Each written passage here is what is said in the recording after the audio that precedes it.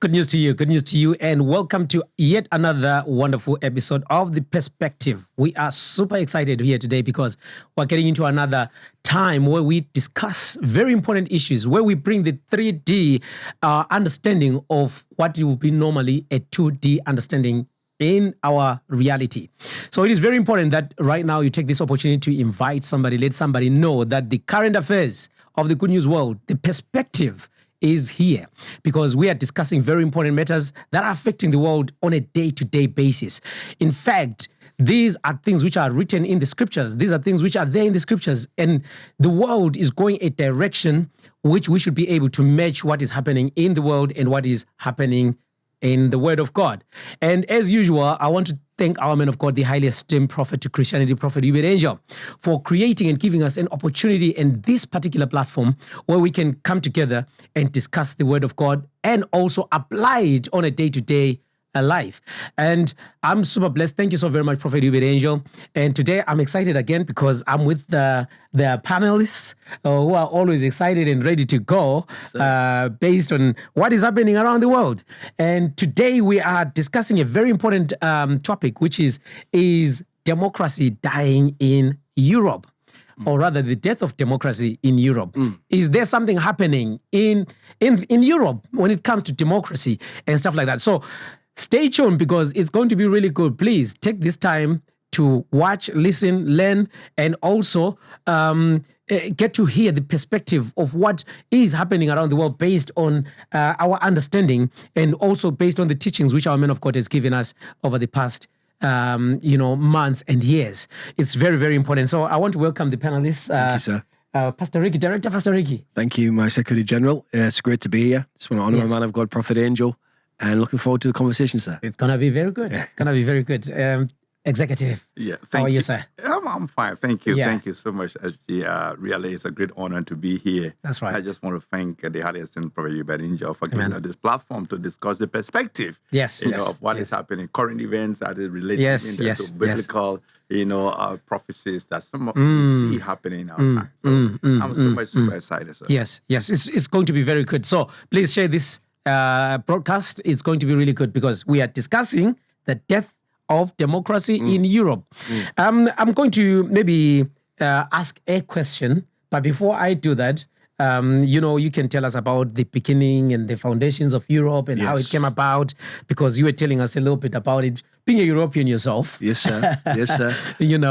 So there's a lot there which really matters to you, but not just for you only, but you are talking about the kingdom here. Yeah. What people need to realize that the definition of the word democracy itself, according to the dictionary, it is the rule of the people, by the people, for the people. Yes. But in Europe right now, without actually, looking as if I'm making a definitive thing, there is a lot of concerns as to the democracy and the way things are actually happening in Europe.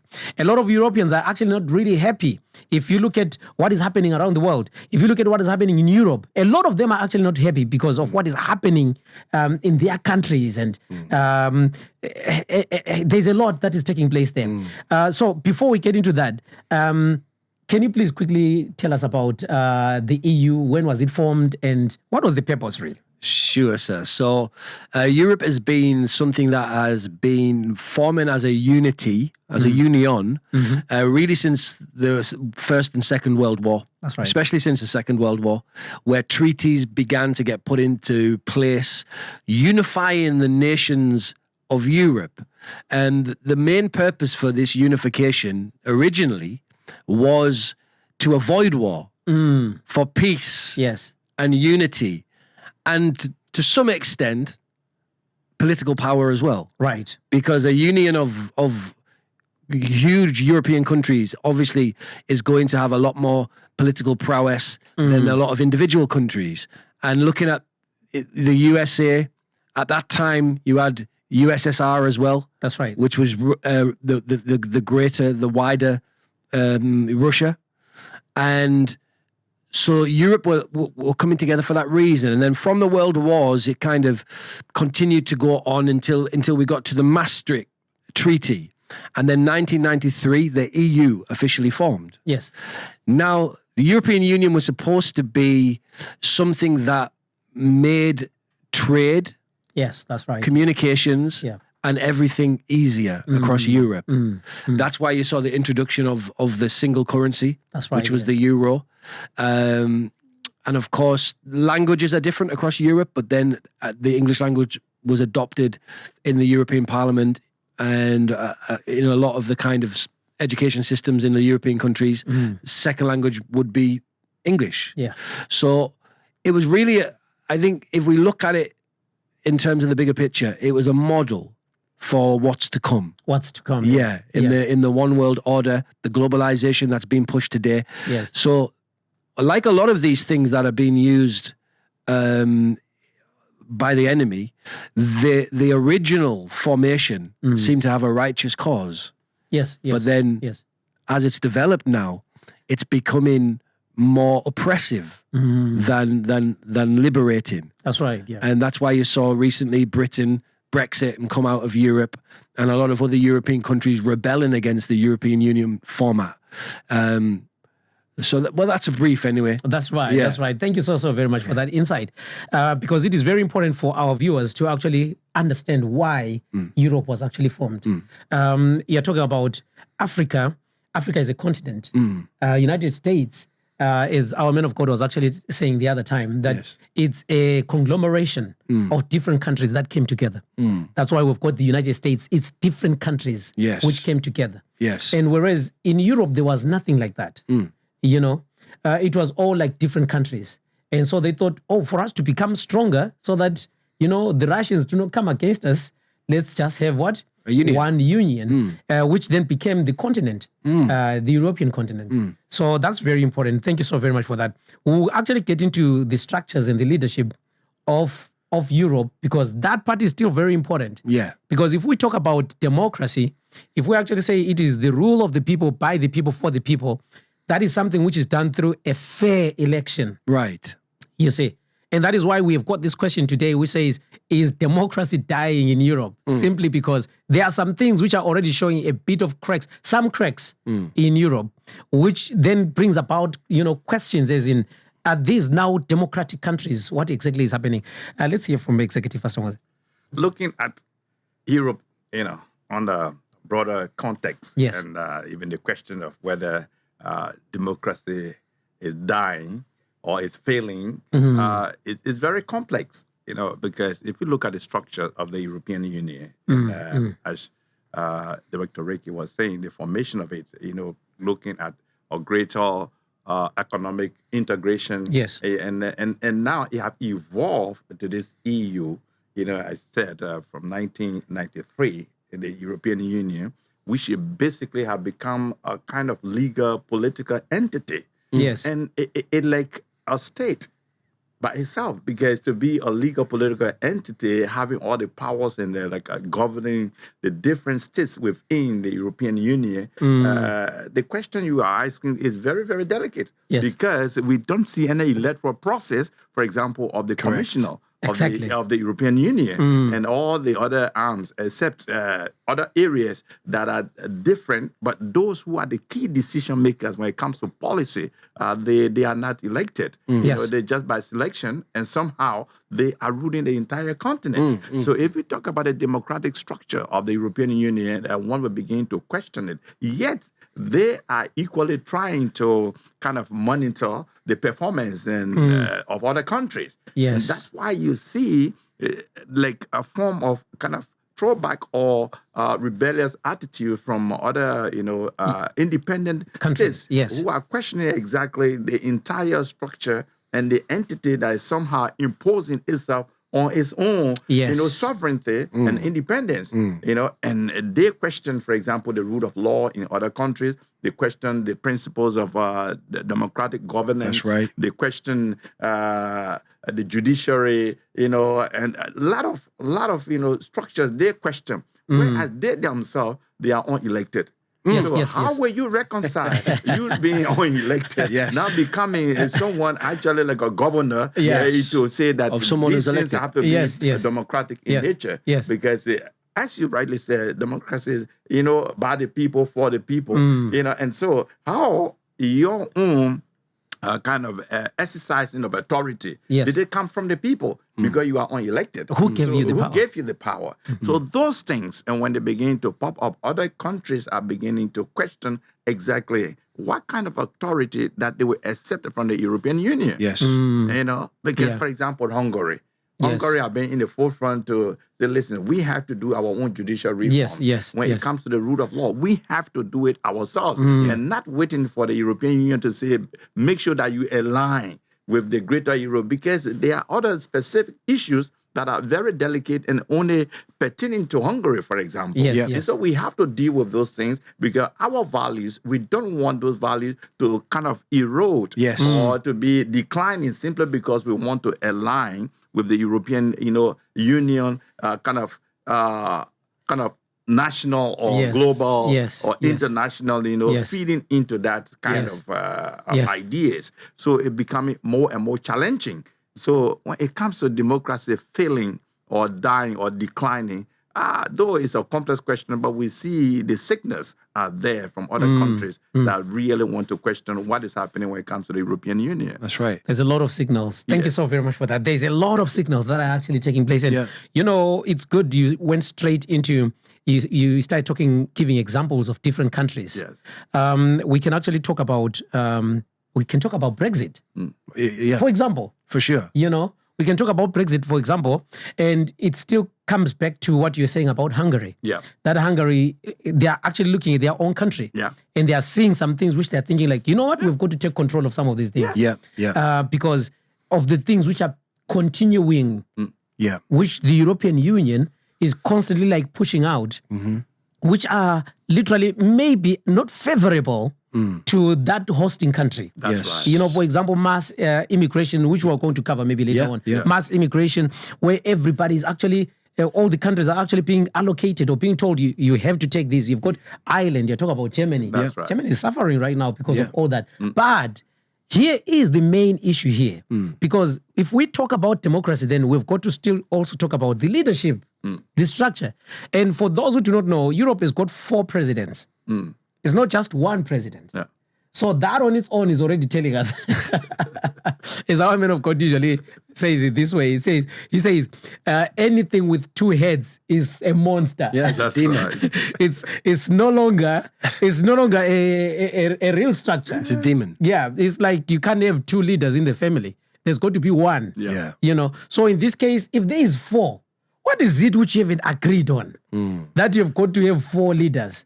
And these 4 leaders are leaders who are not really elected, like what you're saying. They're not elected. They're not elected by the public.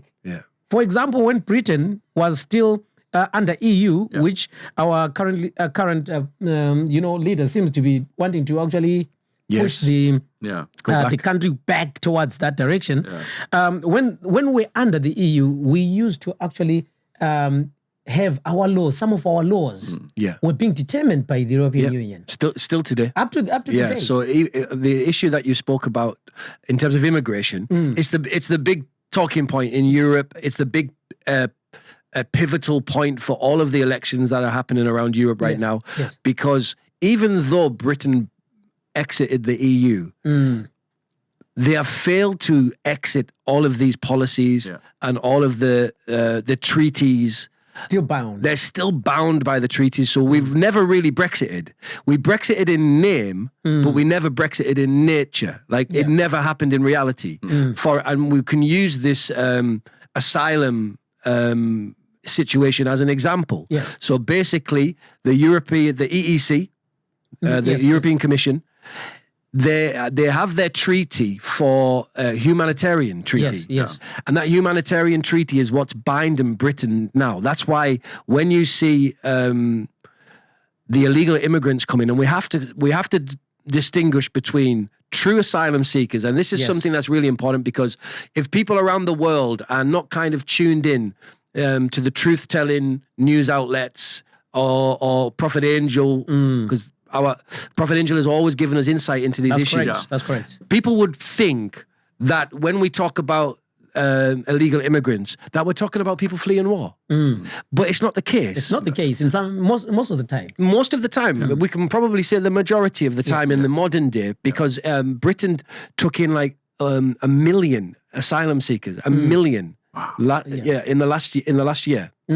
So what's happening is why they're coming across the channel on boats from France, and why they can't be turned around is because of this EEC treaty, the humanitarian. That's right. So what the British people are saying, and some of the politicians, is we need to leave this. Yes. We need to govern our own humanitarian laws. That's right, yeah. So even though the Brexit took place, we are still being governed by the unelected, unvoted for laws. So I understand what you're saying. So look at this.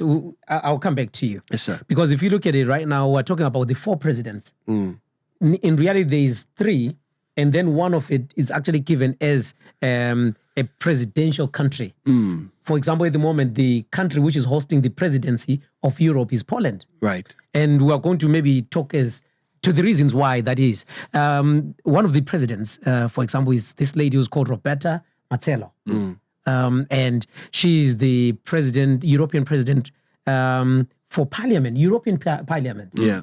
And if you remember years back, we used to have a very radical British man and politician, Nigel Farage, who used to be in this parliament. And have a look at this video where Nigel Farage actually talks about the EU. Well, good morning, Mr. Van Rompuy. You've been in office for 1 year, and in that time the whole edifice is beginning to crumble. There's chaos. The money's running out. I should thank you. You should perhaps be the pin-up boy of the Eurosceptic movement. But just look around this chamber this morning. Just look at these faces. Look at the fear. Look at the anger. Poor old Barroso here looks like he's seen a ghost. You know, they're beginning to understand that the game is up. And yet, in their desperation to preserve their dream, they want to remove any remaining traces of democracy from the system. And it's pretty clear that none of you have learned anything. You know, when you yourself, Mr. Van Rompuy, say that the euro has brought us stability, I suppose I could applaud you for having a sense of humour, but isn't this really just the bunker mentality? You know, your fanaticism is out in the open. You talked about the fact that it was a lie to believe that the nation state could exist in a 21st century globalised world. Well, that may be true in the case of Belgium, who haven't had a government for 6 months, but for the rest of us, right across every member state in this union, and perhaps this is why we see the fear in the faces, increasingly people are saying, we don't want that flag, we don't want the anthem, we don't want this political class, we want the whole thing consigned to the dustbin of history. And we had the Greek tragedy earlier on this year, and now we have the situation in Ireland. Now I know that the stupidity and greed of Irish politicians has a lot to do with this. They should never ever have joined the euro. They suffered with low interest rates, a false boom and a massive bust. But look at your response to them. What they're being told, as their government's collapsing, is that it would be inappropriate for them to have a general election. In fact, Commissioner Wren here said they had to agree their budget first before they'd be allowed to have a general election. Just who the hell do you think you people are? You are very, very dangerous people indeed. Your obsession with creating this Euro state means that you're happy to destroy democracy. You appear to be happy for millions and millions of people to be unemployed and to be poor. Untold millions must suffer so that your Euro dream can continue. Well, it won't work, because it's Portugal next. With their debt levels of 325% of GDP, they're the next ones on the list, and after that, I suspect it'll be Spain. And the bailout for Spain would be 7 times the size of Ireland, and at that moment, all of the bailout money has gone. There won't be any more. But it's even more serious than economics, because if you rob people of their identity, if you rob them of their democracy, then all they are left with is nationalism and violence. I can only hope and pray that the Euro project is destroyed by the markets before that really happens. That is in 2010. In 2010, he was already talking about how they were trying to erode the democracy of different member states, how they were trying to take the power away from different countries. And he was saying, in 2010, he was saying, the EU is going down.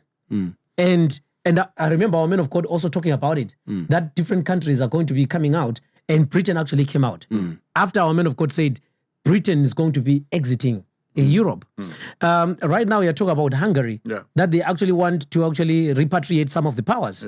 You know, but she's in charge of the parliament, European Parliament. We've got another gentleman who's called Antonio Costa, and he's finishing next year. His term is finishing next year in May. He's actually more of like the national leaders, like heads of states or government of EU. So while there's parliament, there's also a government of EU. In other words, we say here in Britain there's a government, and yet the British government is also submitting to another government, which is not elected elected by the people, by the British people. So that government can make decisions which affects somebody in Scarborough. Facts. Without anybody saying anything, simply because somebody in Europe has decided. There is another one who's called Ursula von der Leyen, I think. And she's that's French, right? It's Dutch, is it? Yes.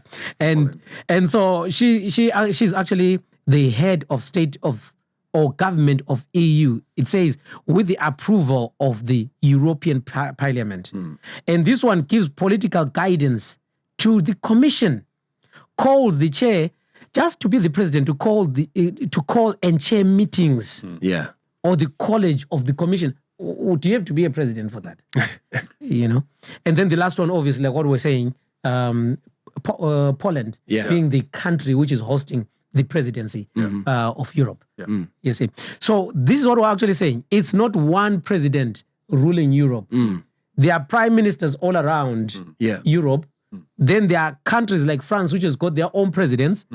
And yet, they still have got other people on top of them who were not voted by their own citizens. Correct. That's where we start questioning the issue of democracy. Because now the countries have come and surrendered their power, which is what you're saying at the beginning. If we talk about the Antichrist, the end times, or talk about the unification of the world, it was an agenda which was being set right from the beginning. But there is a lot that is right now cracking that. Because some countries are now awakened to it. Like we were actually talking about Nigel Farage. And can you please give us some more information on like different countries and what is happening like in different countries? Like you were saying, these unelected, people, where they have the European Council, the European Commission, for example, most countries are becoming to really think and say, well, how these people are overreach their power.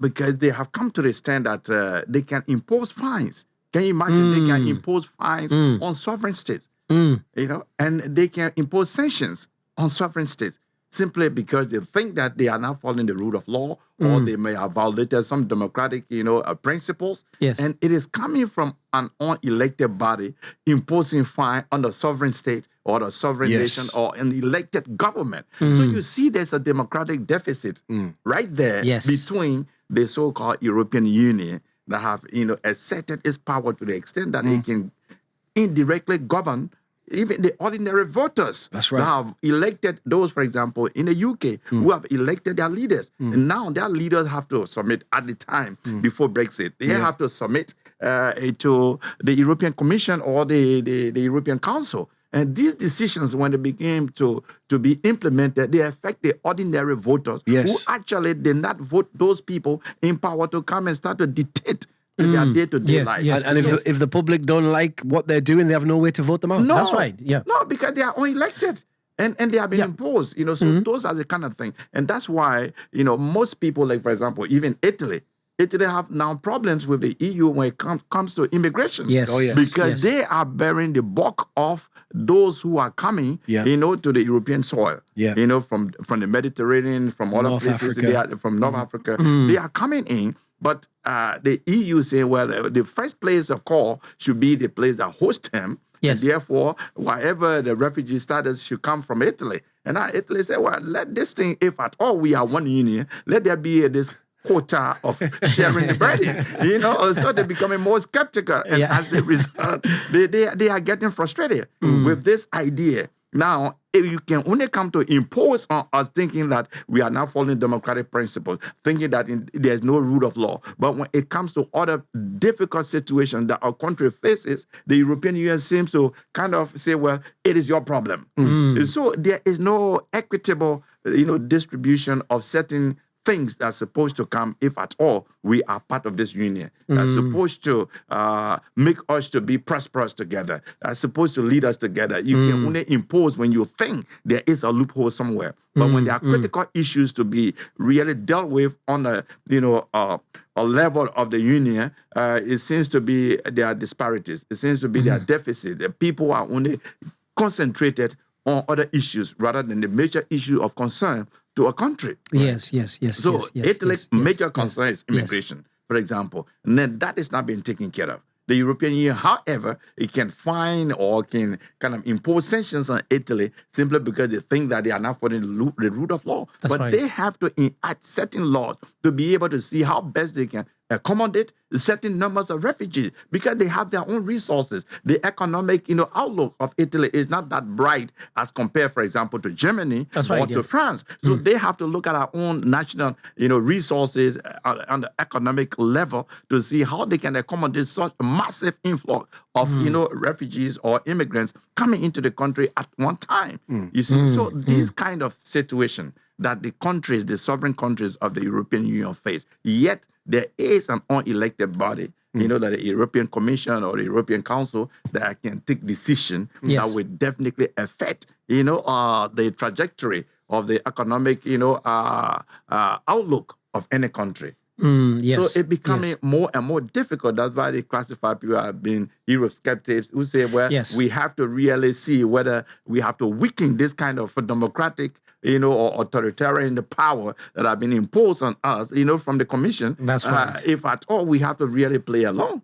So there are a lot of questions. That's why you see a lot of populist movement that are taking hold out of Europe. In France, in Germany of recent, these are, political parties that from the grassroots, where people are beginning to say, we have to really think twice because we cannot continue to allow the unelected officials of the Commission to continuously impose on us things that really we do not want. Yeah. Right.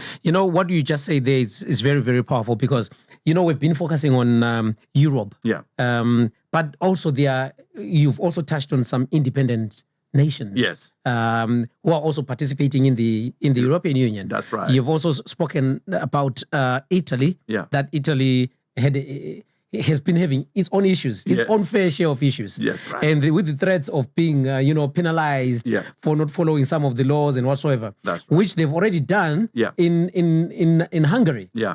Where they've threatened the country. Yeah. They've actually put sanctions on them. Yeah. They are a member state, but then they are actually putting sanctions on them. Yes. Look at it this way. There are things which are taking place. Executive Pastor Moses, you were actually saying that. There are things which are taking place in Romania. Yeah. There's something which happened in Romania. Oh, yeah. The opposition leader. What just happened in Germany. Yeah. What they will then label as the far right. Yes. Yeah. Simply because it's an agenda of where people are saying, no, we actually want to fight for our country back because we've seen that our rights have been eroded away. Yeah. Imagine somebody who's actually crying that, oh, my country is now like this. They're saying, no, what you're saying is actually far right. Yeah. Yeah. You're not allowed to speak like Defamation. this. It's a defamation. You're not allowed to speak like this. And so, like we were saying earlier on, I think before we came on here, we were saying democracy goes hand in hand with the freedom of speech. That's right. Yeah, I would like you, Pastor Ricky, Director Ricky, to actually talk about what happened in Romania, what happened in Germany. Yeah. Because in Romania, we've got the opposition leader. Yeah. Who was actually contesting for the election. Yeah. And he won, like outright won the election. And then the court decided to overturn the elections and said, no, that was not, those elections were not valid. They canceled the elections and call for fresh elections. Right. Well, I remember a few years ago in London, Prophet Angel our man of God, he prophesied these things. He did. He prophesied way back, I believe it was 2016 or 2017, that there'd be a rise in conservatism. Yes. That's what we're seeing now. And he mentioned leaders like Marine Le Pen in France. He mentioned Geert Wilders in Holland. And Geert Wilders is now the prime minister in Holland. Yes. And Marine Le Pen is very close. Very, very close. To winning the election in France. So that prophecy came to pass. But Prophet Angel also prophesied about what you were just saying there, which was that corruption and the cheating of elections is going to happen in the West. He said that what you see in Africa. Exactly. Yeah. And at that time, it was radical to say that. Yes. Like, even to say that these conservative figures could be somehow mainstream, it was radical at the time. Because at that time, it was just like the defamation and the mainstream media was working. Yes. Everyone is thinking, these are far-right racists. These are homophobes. These are this and that, and the defamation was so strong that nobody could give any credibility to it. But it's shifted now so far. And if you think about in Romania, they were able to shut down an opposition leader. And if you look at America, how much they tried and they fought to shut Trump down. They ran him through the courts. They threw bogus charges at him. They tried to shoot him in the head. I mean, this is reality. And they're not even it's in plain sight. They're not even hiding it. So this is the attack on democracy. And these are the globalist participants. These are the people involved in the World Economic Forum. These are the people who support the EU. These are the people that in bed with the mainstream media. And Prophet Angel said something amazing, which is a very good litmus test, basic litmus test. If the mainstream media are supporting one thing, just know that's go the opposite direction. Or the opposite. You know, what you said is very, very important. I want you to actually just talk a little bit about what is happening in different countries. So like in Hungary. The media is saying this. You always go the opposite. Always go the opposite. If mainstream media... If you hear them hammering somebody, just look the other side. You might find the truth. What is happening in different countries? For example, in Hungary, what is happening in Germany and all these other countries? Because there's a research that is going out there, which is out there. You can actually go online. You can actually find it. For example, the 14th to the 15th, they were actually saying in Hungary, there were like over 100,000 demonstrators who were actually demonstrating against the prime minister. Can you quickly... These demonstrations are very, very important to look into because the media will say 100,000 people and you can maybe you can count them and there might be 100,000 people. But who finances these demos? Because when you go and look at these demos, they will be exactly the same as the anti-Trump demos in America. They'll be exactly the same as the pro-Palestine demonstrations and the Black Lives Matter demonstrations in the West. They'll have the same banners. They'll have the same materials. They'll have the same type of faces and people there. How? Because they're all centrally organized and financed by these globalist figures. People like George Soros, they'll be financing these institutions and these movements and these political organizations. And they're all kind of pushing back against anything that is standing for sovereignty and anything that's standing for liberty. In Europe, or America, or right across the West, you will see these type of protests come out on the streets. So be very careful to not believe everything you hear on the mainstream media. They will say 100,000 took to the streets, and they will be looking to put the public opinion out there across the globe that Viktor Orban is this evil, far-right, racist guy, and even the Hungarian people are against him. It's simply not the truth. That's correct. That's correct. The truth will be just like what you find with Trump, just like what you find with Marine Le Pen, with Geert Wilders and all of these conservative figures, is that they are there standing for the liberty and sovereignty of their nations. They're there standing for the Christian culture and heritage of their nations. That's what they're doing. And that is completely opposite to what the globalists and the New World Order and the anti-Christian movement wants to do. So that's why you see them get attacked so much. That's why you see Prophet Angel get attacked so much, because he is a bearer of the truth. And it's the truth that they don't want to be legitimized in the modern day. So this is what we're seeing with these Western countries. But what you can see now is people have become so, what's the word I can say? Sober.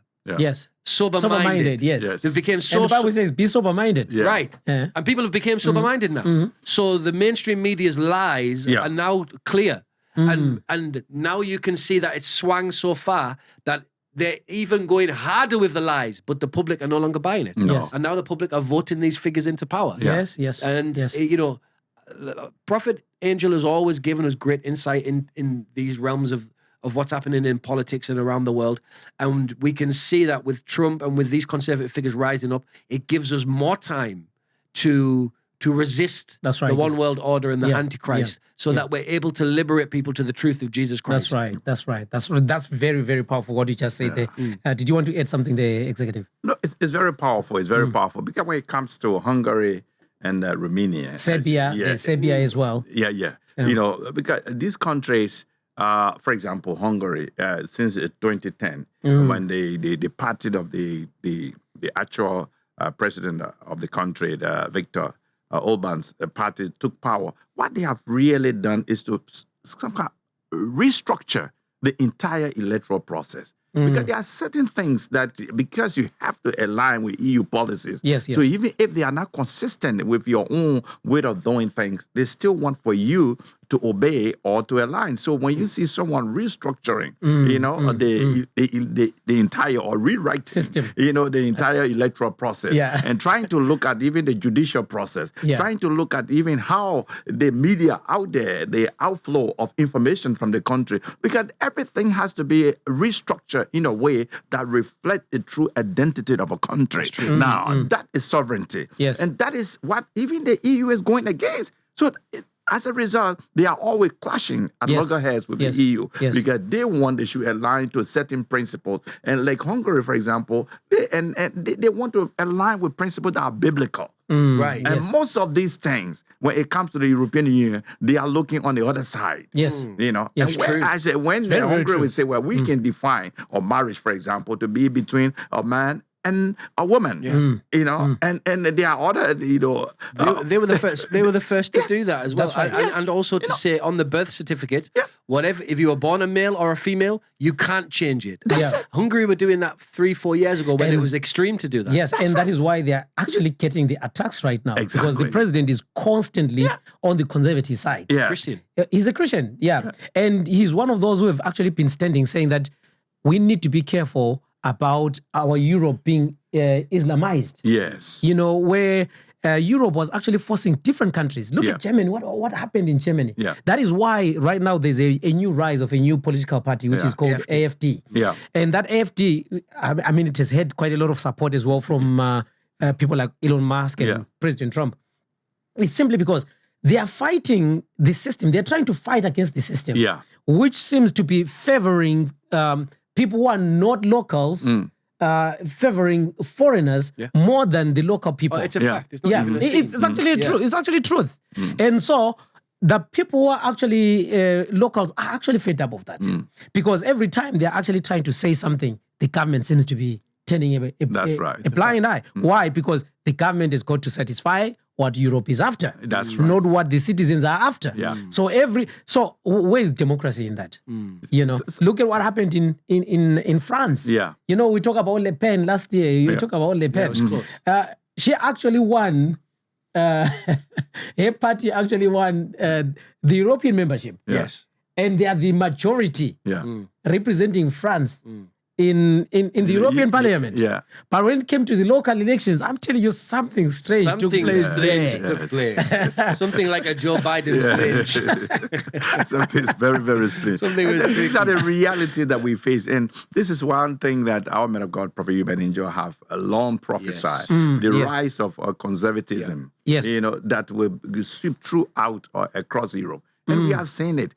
Germany, as you said, the AfD party, you know, Hungary, Poland, you know, and even France, Italy, at the edge, you know, of it, Italy. Because these things are, it's like they are pushing to reclaim their countries and eventually, you know, the continent. Because they are gone astray simply because there are laws that have been imposed, enacted, you know, without really the consent of the electorate. You know, the voters did not have any say in what is happening, you know. So these are things that they are going against. look at it. It's actually happening. In Europe, it's really happening. Yeah. But all these things are as a result of what is about to happen in the world. Yes. And one thing I also want to highlight, we can talk about Europe. Yeah. We're not in Europe anymore. Yeah. To put it that way. Yes. To put it that way. It's something closer to home. What is happening here in the United Kingdom? All right. A lot of people are not happy with what is happening. Oh, yeah. And there's demonstrations which the media will never show.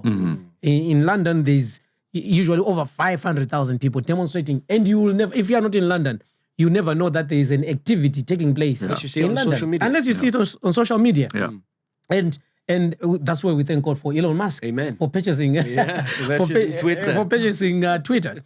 And look at it this way. Right now, as we speak, I do not know if you knew this, that there is over 500,000 petitions, over 500,000 petitions for new elections to take place in the United Kingdom. Correct. Over 500,000. Normally, when it gets to 100,000 petitions, the parliament is forced To discuss to it, discuss, to have a debate on it. But the Prime Minister just said, just forget about it. He brushed it aside. He literally nothing actually ever happened. And this Prime Minister has demonstrated one thing, and Prophet Angel also said this on one of his services, that actually we never knew that dictatorship was able to happen in the UK. He said you need to pray. We were given a prophetic word. And said you need to pray. He said Christians in the United Kingdom, you need to pray. Yeah. Because I see the plan of the enemy that he is looking to put in Labour in power. Yeah. And things are going to be very, very bad. And right now, if you look at it, I woke up in the morning and I was checking my alerts in the morning, the news alerts and stuff like that. And they've actually put this like a high person in Islam to be in charge of Ofsted. Not just a high person, say, he's a mufti. Yeah, that's what I'm saying. Mufti, for those that don't know what a mufti is, a mufti is an advisor. He's the legal representative in Sharia law. Yeah. So they take their legal problems in the Islamic community to a mufti. And the mufti is part of the people that make the final decision on what's the judgment in this legal matter in Sharia law within Britain. And the same person in our schools. In our schools. So he's now the Ofsted head, which is the head of the standards of education. Yeah. And he wears Islamic religious dress 24/7. Yes. So he's not assimilated to the Christian British values or the way that we present ourselves. Yes. And somebody made this argument online. Sorry. I know. No, it's absolutely fine. I'm enjoying this. Somebody made this argument online to say, it's supposed to be individual liberty, so he can wear what he wants. And I said, everybody can wear what they want, but when you go to work, you don't necessarily wear what you want. Yeah. You wear what the standard of the workplace is. If he's the head of a major organization that determines education in this country, I think there should be a standard of dressing. And say that the religious dressing of Islam is that standard is incorrect, because this is a Christian country. Yeah. Sorry, sir. I jumped in there because you hit a nerve right there. Yeah. When it comes to Britain, a lot of things are happening. A lot of things are, even since 2022. There is an act that they have given, mainly for the policing, and then actually the crashing down on dissent, or wherein people go for demonstration if they are classified as being noisy. Imagine how you can continue demonstrators to go out and say you do it silently. Now, because it means that police are given extra power. I hear what you're saying there. I'm doing what you just did to me. Yeah. So let me do it to him as well. That's right.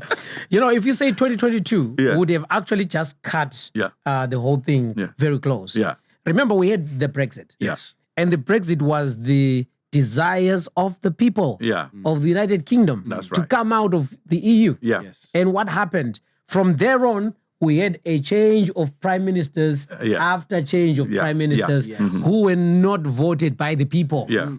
Unprecedented. Unprecedented. I think nearly maybe 3 prime ministers or so. Where did we go? Theresa May? Yeah.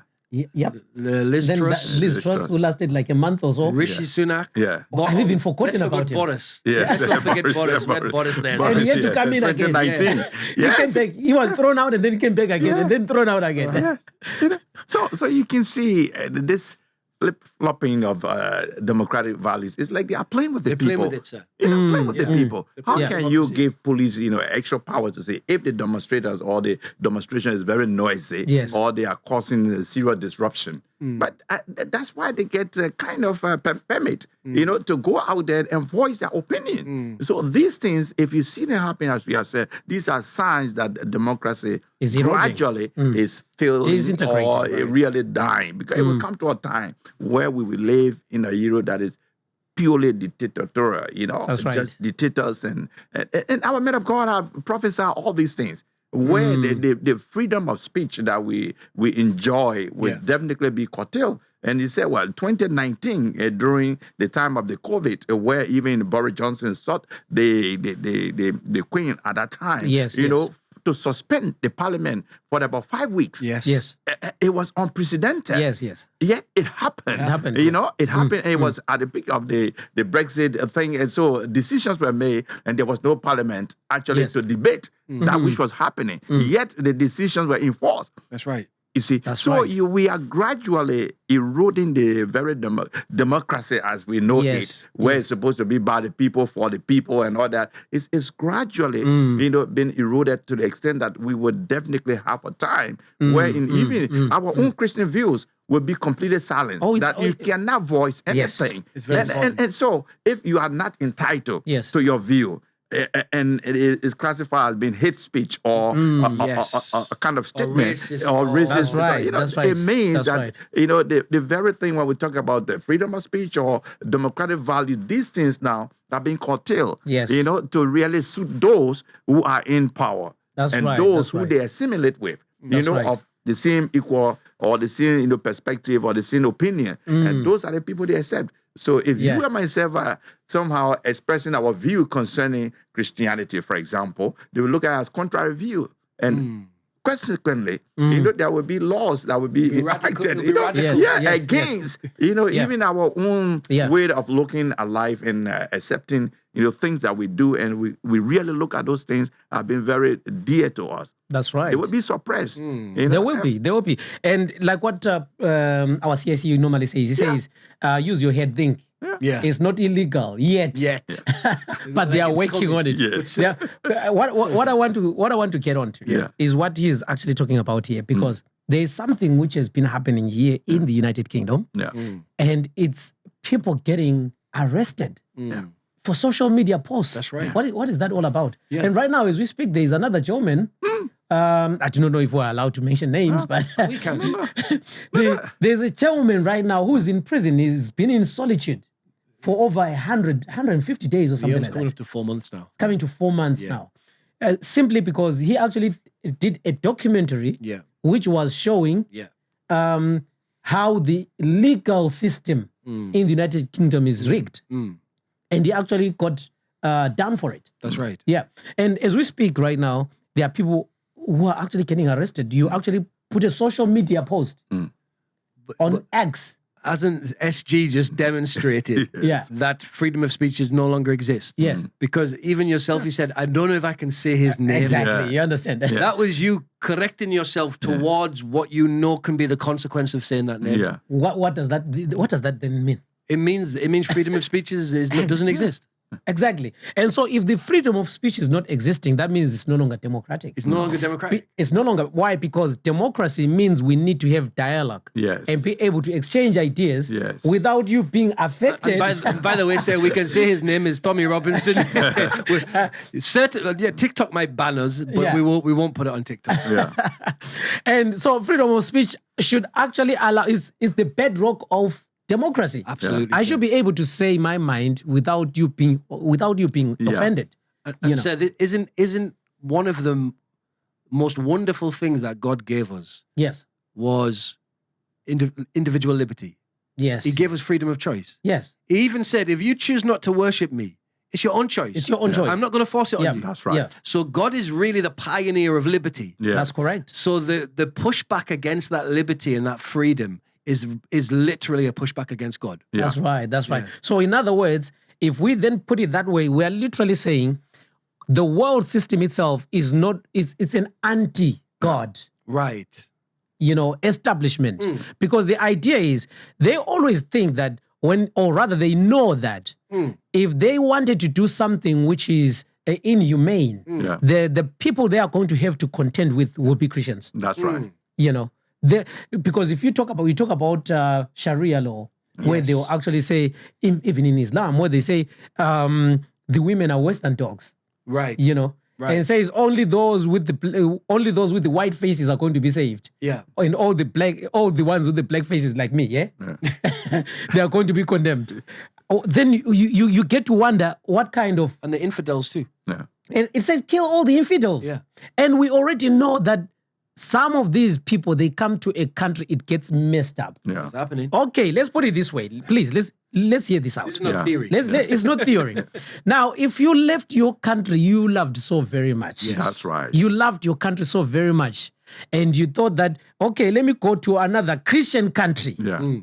Why do you then come to that Christian country and you want to actually start practicing the laws of the country you ran away from? But it shows that if you talk about the Sharia laws, it shows that the very country you ran away from, Sharia laws were not really effective. Right. They Yes. were non-functional. Other than that, there would have been rule of law, it would have been, peace, stability, and all these things. But the consequence of you fleeing that country means that everything was disintegrated. Yeah, yet that's right. you still trust that Sharia law would be the best, to guide the movement of people. And yet you ran away from it. Yet, yes. Man of God.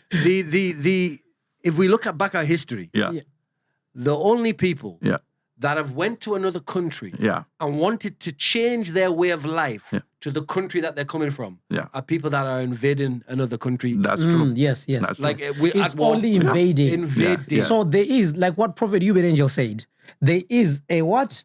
A colonization Exactly. of Europe without any short fire. Yeah. So in other words, if there was any democracy being fought, what the Europeans themselves are not realizing is that it's them being used against themselves Yeah. Correct. to actually destroy what has naturally been working in their own country Yes. by trying to be inclusive. Yes. They actually say we're being inclusive, and yet that is the main thing that is corroding the democracy away. Yeah. Because now we are including people who actually do not naturally believe in democracy. Yeah. You are including people who do not believe in the Christian same values. equal, Christian values or equal the opportunities, as in the way the Westerners will actually have the opportunities. So you are bringing in these people. What are you doing? You are creating the dilution of the society. Yes. Which naturally should be stronger with these people being incorporated into the society. Yes. You've come to our country. Don't come and impose your own laws from where you come from. Right. You've come here. We have adopted you. The other day I was actually, you remember I said, can you listen to this poem by Donald Trump, which is called The Snake? Oh, yeah. There's a very wonderful poem there which he did. We're listening to that. We're listening to that. Yeah. It's called The Snake. Please have a look at this. Just take this time, listen to this from the President of the United States. It's a poem which is called The Snake. This was written by Al Wilson a long time ago. And I thought of it having to do with our borders and people coming in. And we know what we're going to have. We're going to have problems. We have to very, very carefully vet. We have to be smart. We have to be vigilant. So here it is, The Snake. It's called The Snake. On her way to work one morning, down the path along the lake, a tender-hearted woman saw a poor, half-frozen snake. His pretty-colored skin had been all frosted with the dew. "Poor thing," she cried, "I'll take you in, and I'll take care of you."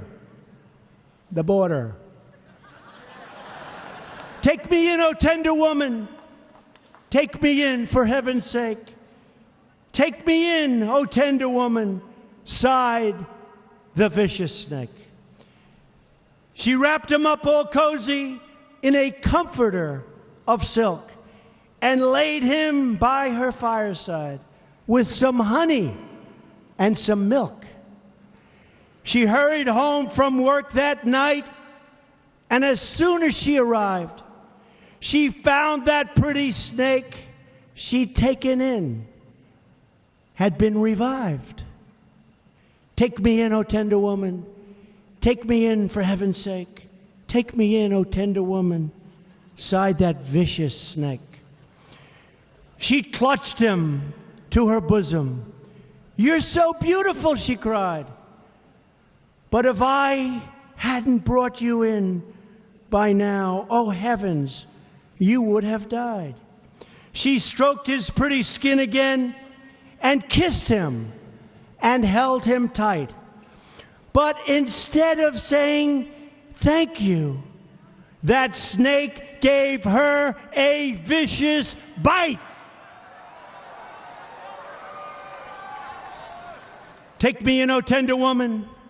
Take me in, for heaven's sake. Take me in, O tender woman, sighed the vicious snake. I have saved you, cried the woman, and you've bitten me, heavens, why? You know your bite is poisonous, and now I'm going to die. Oh, shut up, silly woman, said the reptile with a grin. You knew damn well I was a snake before you took me in. Yeah. It's very, very important for people to know this. That's it. It's very important. Once you bring in the snake, don't ever think that it's going to turn into a chameleon. No. Or it's going to turn to become a human. A human is actually closer, you know, or rather it's too far. A chameleon, another reptile, which is not going to turn around and bite you. Yeah. It will at some point bite you. What has really caused the disintegration and the dilution of democracy, it's something which they themselves are saying that they are fixing. Yeah. But in so trying to fix that, inclusivity is diluting democracy. That's true. That's true. And we have seen it, especially in the UK. What we have seen in the UK, where in Ofsted, for example, that governs the entire educational system, That's right, that monitors it. You have the head there who is actually a legal mind when it comes to Sharia law, which is completely outside of the judicial system of the United Kingdom. Yet he is the one that is going to be able to decide alone with other people. But he's a bigger stakeholder in being the chair of Ofsted. And they are going to visit schools. The educational system is going to be impacted by whatever decision that is coming, you know, to grade the schools and all that. So it's important. But how was the selection process made that such a person will be given that opportunity or will be given that role to play when it comes to, you know, enlightening the young minds that will eventually be the decision maker for the United Kingdom, you know, tomorrow in the future. Yes. So these are things that you question. And Pastor, do you know one of the arguments that was online was, but how do you know he's going to let his personal beliefs get involved in his work? And it's like, this brother is wearing full regalia, Islamic dress. That's right. He's a mufti. And in his spare time, he's dealing with Islamic law, Islamic legal matters, which is outside of British law, by the way. That's right. Let me put it this way. The unfortunate, you know, there's a king or a prince of Saudi Arabia who once actually, please have a look at this video, from the prince of Saudi Arabia. I think it was Saudi Arabia or somewhere from one of those countries. There will come a day that we will see far more radical extremists and terrorists coming out of Europe because of the lack of decision-making, trying to be politically correct, or assuming that they know the Middle East and they know Islam and they know the others far better than we do. And I'm sorry, but that's pure ignorance. This is one of the princes of these Muslim countries. Right. And he's saying it's just that you do not understand it. Right. So imagine that you're actually trying to, for yourself, as an example, yourself, yes, sir. Pastor Ricky, you've heard of the voodoo people, you've heard of sangomas and stuff like that. Now, to you, if maybe we took him to Africa and he started watching some voodoo stuff going on or some juju or sangoma stuff happening, you would probably think like it's entertainment. Yeah. You know, and you think like, it's their culture and stuff like that. I've seen some of the videos. You've seen some of the videos. People with animal legs and things like that. Yeah. And that guy will be actually bewitching a person in plain view of everybody. And that is what is happening here. Where the Europeans are being literally taken over. Wow. without them actually thinking that, oh no, it's inclusivity. We're actually, we're being friendly. But behind, there is a lot that is taking place. Yeah. There's a lot that is working against the Europeans themselves, simply because they've decided to take a wrong decision, maybe influenced by money, influenced by power, influenced by whatever it is, which is influencing them. But that thing on its own is not working for the populace. It's not good for the citizens of the country. And the citizens of the countries are actually trying to fight back now. And this is where we're actually seeing the whole thing. This is where we are. This is where we are. Culture wars, they call it. Culture wars and remember this. Just last week, our man of God was actually teaching about that, about the culture wars. Yeah, and he's been teaching us about how the world is going to be ending. Yeah, and he's given us scriptures. Where he actually describes the things which are going to be taking place before the end of the world. That's right. And we are seeing that actually unraveling as we speak right now. And do you know what, Sir? I got this idea the other day when I was just thinking about this, and if you think about the Western cultures, they're Christian cultures. They're to the core. Like everything that is we know as standard today. Yes. Such as the education system. Such as charities. Such as the legal system. It's all coming from Christianity. Yes. So Christians and churches started the education system, started charities, and we all know it as standards now. Yes. And then this Christian way of life spread around the world. So when you hear about even the Islamic countries being westernized, westernization means Christian. Yes. Because it's Christian culture that has became what is known as Western culture, that has westernized the rest of the world. So Christian culture is actually around the whole world, even in the Islamic countries. When you go to UAE and you see all of them high-rise buildings and the way they live with some level of liberty and their structures, it's westernized, it's Christian. So it's the Christian culture that is really under attack. Can I read the scripture? That's is it okay, very correct, This is Revelation 13, verse number 7. It says, it was granted to him to make war with the saints and to overcome them. Yes. And authority was given him over every tribe, tongue, and nation. All who dwell on the earth will worship him, whose names have not been written in the book of life of the Lamb slain from the foundation of the world. This is talking about the Antichrist. Yes. So this is talking about the coming success of globalization and the one world order. That authority will be given to him over everybody. That's right. Even the Christians. But it says that everyone will worship him except for the Christians.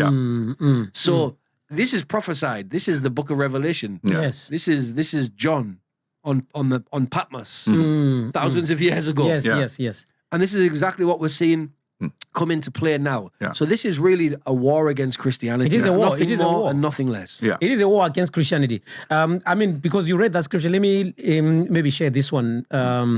Matthew 24, verse 24. And our man of God taught us the past few weeks about Matthew 24, and he was talking about things which were going to be taking place around the world. But one of the things which I really like about this one, verse 24, it says fake messiahs. Wow. Fake messiahs and lying preachers are going to pop up everywhere. This is like another version which I'm actually reading here. He says there will be false messiahs coming from every direction. And have a look at this video of the opposition leader of the United Kingdom of a party which is called the Reform Party. When they brought in Nigel Farage and what they called him, when they brought him back, what they called him, they said he was Messiah. The Messiah. They said, we've brought in the Messiah. Imagine. And yet the Bible says there will be many false messiahs. Popping up. And Nigel Farage is one of those false messiahs popping up. Have a look at this video. It's very, very important. With regard to Nigel's address, I think it's from a fantastically historic place, Blenheim. I was there just before Christmas, and it is, if you like, totemic of this country. It's got huge history. Obviously, it's links with Winston Churchill, who's one of my political heroes, along with Elizabeth I. And I think Nigel made some very powerful points. We've now, as a group of 5 MPs, built the bridgehead.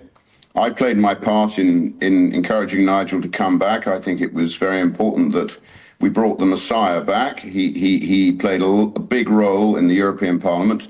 So, did you see that? Yes. It's literally talking about False Messiah. a false Messiah. Yeah. These are the politicians talking about the messiahs. Yes. And they are using Nigel Farage as one of the false messiahs. And sir, if you look in the political sphere and the general populace in Britain, I know through my X account and through my operations in politics, that those that are not with the Lord Jesus, they're looking for a Messiah. They are looking for a messiah. They're looking for remember what our man of God said. He said, why they are actually going to be talking about aliens, it's simply because they want to actually let everybody know that, the people have disappeared because of aliens. After the rapture. When he was actually talking about aliens, after the rapture, they are going to be saying. So the whole thing, the whole disruption of democracy, really, it's a very deliberate thing. Yes. Because they are actually trying to get to a place where they are preparing an environment where everything looks like it's the same. Yes. It's a common goal. Yes. It's a common understanding, common agenda. Everything is now common. It's the same. All the countries are the same. And that's where the mistake actually comes in. That's right.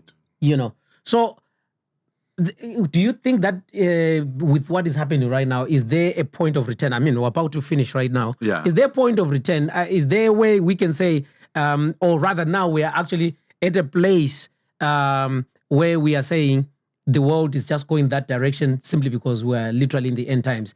When we talk about the dying of democracy, we can actually talk about the cracks, but we already know the end of the story. That's right. Because the end of the story, there is this very scripture which Pastor Ricky was reading here from the book of Revelation chapter 13. And it's actually talking about the one man who actually rises. That is one of the clear signs that democracy would have actually gone. Completely. And that sign, that is sign of the end time. Obviously, we won't be around. Our men of God have said it again and again because a lot of things, because the level of tribulation, the level of hardship, it cannot be compared to anything before or afterwards. So obviously at that time, we would be on the first thing smoking. So our men of God have made it very plain to us. But what is important also that we understand, what is happening now is geared towards also making sure this Christianity, as we know it, diluting it to the fact that in the time to come, then Muslims, Christians, and whatever religion that is out there, they want to make sure that somehow it can be condensed into one. So the possibility could be that even the Bible, as we know it, could incorporate all of things and say, well, this is the only thing to be utilized. So can you imagine that the text that we know as it is now, the scriptures, these things, they can incorporate from different religions and say, well, this is now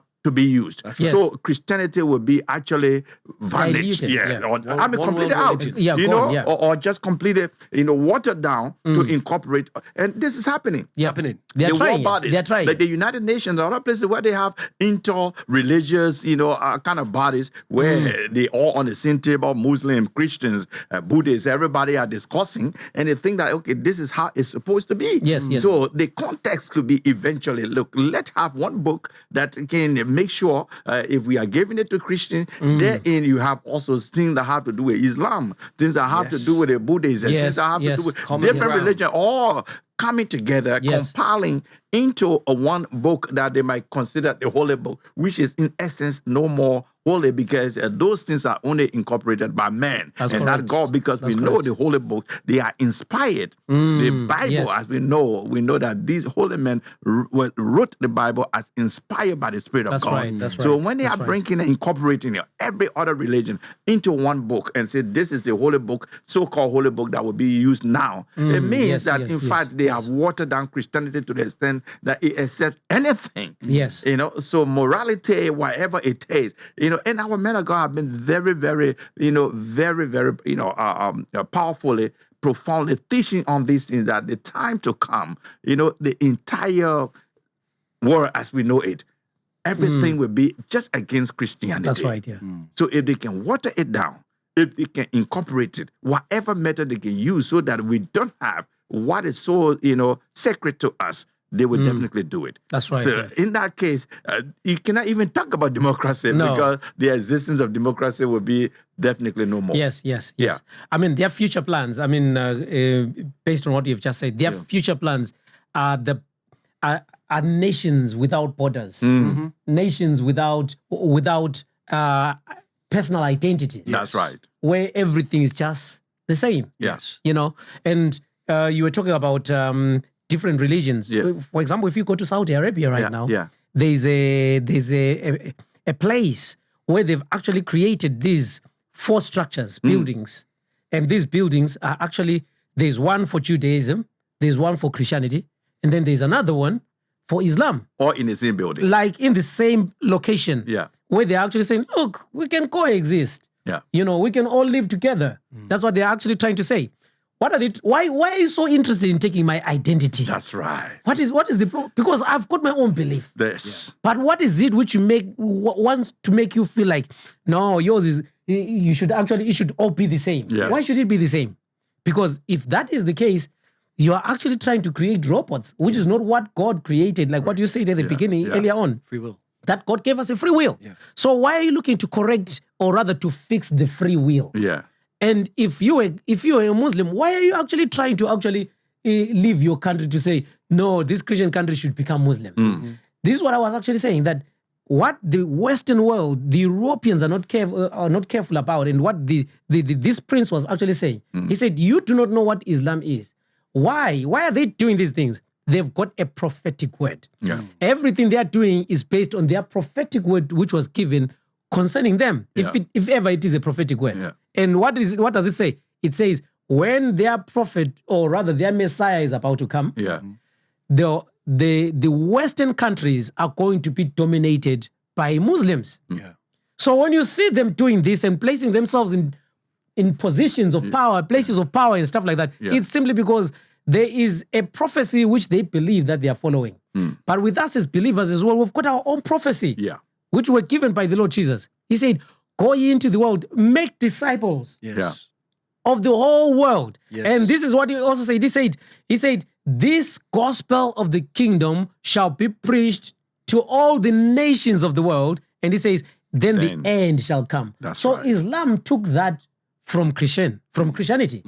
That when Jesus comes, the gospel would have actually been spread all over the world. Yes. And that is what they are actually fighting. Yes. That is what they're looking to oppose by trying to do their own side as well. Yeah. And democracy, like what you're saying, was literally extracted from Christianity, even though it's not really like, because it is the will of the people. Whereas when you talk about Christianity, it is theocracy. Yeah. It is God ruling. Yeah. But for the people to govern themselves, they had to come up with a system which is now having so many cracks, and it's just about to end simply because we are in the end times. Yeah. So it is very important for you as a believer, what you do right now for Christianity. What are you doing for Christianity? Any last remarks, Director Ricky? I just think it's amazing if you look back at the history of Europe. Yes. So Europe was made up of many different countries that all had monarchs. So they had kings and queens. Yes. And they used to fight with each other. And they used to invade, take over nations. And you saw nations being swapped from country to country, from rule to rule, and dominions being taken here and there. And they were constantly at war with each other. Yes. Then came this idea of democracy. Yeah. Yes. And okay, we begin to take power from the monarch and say even the monarch has got to be under law. Even the monarch has got to be, especially under law, under God. Which is meant to be sovereign. And it's meant to be sovereign, and powers should come towards the people. Yeah. And part of that movement was actually from England. Yes. Yeah, with the Magna Carta. Yes, yes. And that influenced a lot of that to happen around the world. So it went from that to democracy. Yes. Then it goes from democracy now to authoritarianism again, totalitarianism. Yes. But this time is no longer, what they've managed to do is dissolve the individual powers, make it something that is easier to take over. Yeah. Yes. Diminish democracy, take back totalitarian control, but this time it's unified. Yeah. Yes. So yes, it's not yes. totalitarian control against totalitarian control against totalitarian control. It's now unified. Yeah. Yes. So if you look at it, it's a well orchestrated and manufactured machine towards this one world government. That's right. That's And right. it's very intricate if you watch it. And this is all the prophecy being fulfilled. Yeah. That's right. Any last remark? Certainly, democracy as we know it, we know definitely it has been eroding with all the indicators, with all the signs that are there. Today, we can understand that even things that we want to say on this podcast, you cannot say some of them because you don't know the consequence. Whereas in the democratic, whereas in the democratic setting, you could say you should really have, that opportunity to say what really you want to say. Yes. But now we try to correct ourselves because knowing what your is thoughts out are not there. allowed. Yeah. So the authoritative power that is completely totalitarian is now gradually being infiltrating in our democracy, and it is unified. So to the extent that independent and sovereign nations can be sanctioned and punished within that very same setting. body. It means that even if they can punish your nation, if they can sanction your nation, then what's about you as an individual? So obviously your rights are completely, so your rights are being completely, extricated from you. You have no more rights in reality. You think you have the right, but decide whatsoever you want to decide, but the final decision is not yours because it's coming from a body that is unelected. That's right. And so they use it at will and even weaken the very sovereign states as we know them, because they themselves are very careful in implementing laws, in acting laws, because are they really aligning with the greater agenda that is already set for them? Because if you are not aligning, then they obviously have to correct you. That's so right. These things happening will believe that democracy is failing. Democracy is actually dying. And it's not only in Europe alone. Throughout the world, because these are end time, and the fulfillment of the prophecy it starts from there. Because the one world order is coming with one rule, who actually the Antichrist, where the Bible says now he is even in the world, and he's coming because the platform will be set where everybody will accept that which it is now gradually being accepted, that the European Union, it is unelected, United Nations unelected. But look at the pandemic, look at the pandemic, look at the COVID-19. People we stay at home, and a lot of things happen. But at the end of the day, they are not accountable to anybody, simply because they have decided to just take upon themselves. And it is the platform that the Antichrist eventually will use because we are accommodating it now. And so we become a kind of a norm. So tomorrow when the Antichrist comes and sits himself on that platform, there will be no opposition because you are already being accepted. We've been sanitized. Exactly. Yeah. So we already know, like we are talking about in the times of Fauci, WHO, the UN. They governed all the presidents and prime ministers. Yes. And these were the people who were chosen. And who was choosing them? Who put them there? That is why the scripture you read says was given power. They were handed over to say, okay, now we're actually listening to you. The whole world is now listening to you. That's right. And that is what the Christians also need to realize. Because if we look at the scripture, we can talk about the elections, democracy, and whatsoever. But there is something so powerful where the scripture talks about us as the body of Christ, the church. Right. Colossians chapter 3, verse 12. It says, we are the elect of Jesus Christ. We are the elect of God. God actually himself voted for us. If you are here, you are watching this, just know that God actually placed a voting card and said, this one I've actually chose. I've elected this one. And God went through elections and chose us. We are elected by God. So if we're elected by God, that means there's a part you also need to be playing. If the world is orchestrating itself and putting everything in place for them to actually get to where they want to get to, because they've got a plan. They know that there's a place where they want to get to. Us as Christians also, that means it's our time for people to be mobilizing. It's our time to be mobilizing our resources, everything which you need to do. Participate in anything which has got to do with the good news world, with the good news nation, and you're making sure that the gospel is moving forward. And you're making everybody alert that the times we're living in are really the end times. And there's no going back. There's no reset. They are resetting the world. But our man of God told us that, no, in fact, God then did his own reset. So we've got that opportunity to make that impact as Christians because God elected us. So if you're watching this, the perspective, it is one of the programs created by our men of God so that you will also understand what is happening in the world based on what the Bible is saying, the Word of God is saying, and what is happening around the world. That's right. We love you so very much. And we want to thank our men of God, the highly esteemed prophet to Christianity, Prophet Hubert Angel, for this opportunity and for being the man standing on the wall to be the watchman, watching on what is happening around the world and being able to warn the world and tell us what exactly is about to befall the world. So we love you so very much. Thank you so very much, Prophet Hubert Angel. And this is The Perspective. We're going to be back again. See you. Good news to you.